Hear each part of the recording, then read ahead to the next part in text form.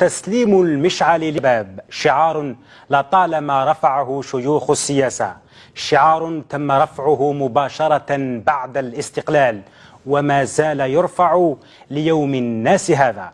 الذين ولدوا ذات فجر من 5 جويلية 62 900 وألف سيخرجون إلى التقاعد بعد بضع سنين، وهناك من خرجوا يخرجون بلا مشعل، لا مشتعل ولا حتى منطفئ. اليوم لابد أن نعطي لهذا الشباب حقه، اليوم لابد نعم. أن نقدم له الفرص ونقدم له كل الشيء الذي يحتاجه. واضح. سيد عمر بن عيشة، ربما هذا هو السؤال الذي يطرحه الكثير من الشباب: لماذا دائما شيوخ السياسة في الجزائر وهذه السلطة دائما تنظر على الشباب نظرة استصغار، نظرة أنهم لا يعرفون مصالحهم، ودائما يتصرفون في شؤون ومصالح هذا الشباب ويتصرفون عليهم بمنطق الأبوية؟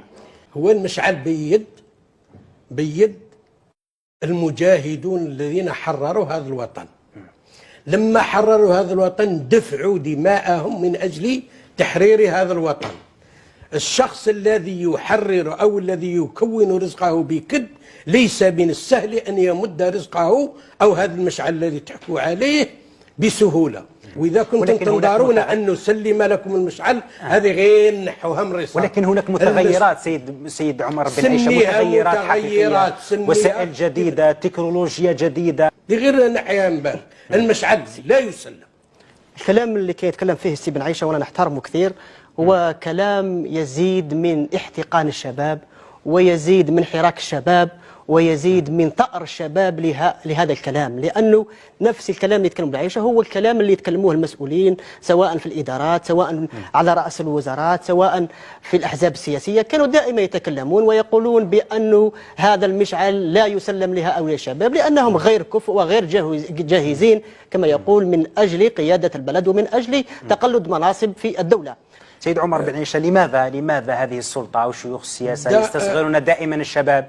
يقول لك: أليس الذين قادوا الثورة التحريرية شباب؟ أليس الذي أطلق أول رصاصة هو شاب؟ أليس الذين فاوضوا المستعمر الفرنسي في اتفاقيات إفيان هم شباب؟ يعني لا العلم أزاحكم، ولا يعني الحراك الشعبي أزاحكم، ولا أي شيء استطاع أن يزيحكم، ولا حتى يعني الخطابات العاطفية أزاحتكم، ولا أي شيء. لا هو من نعم الله. ولا حتى الثروة الشبابية اليوم أكثر من 70% شباب. هناك نعمة أعطاها ربي لهذا المجتمع. نعم. النعمة هو أطل الجيل الثورة. فالله سبحانه وتعالى حبهم وطول اعمارهم وخلاهم بصحتهم. يا سيدي باشا، انا نعطيك المسألة والله ماك حاصل عليه يا غيلان، نموت وما نعطيه. هذا هو الشيء اللي خلى اليوم الشباب يثور. هذه تغنات نتاعهم. ما هيش قضية تغنات. لا تغنات، انا ادرى ما تيقوش في الشباب. انا نخدم عليك نسقمها لك وتجي تديها والله ماك تداي. بصح الجزائر تاعنا كل مش تاعك. طير في السماء. كيف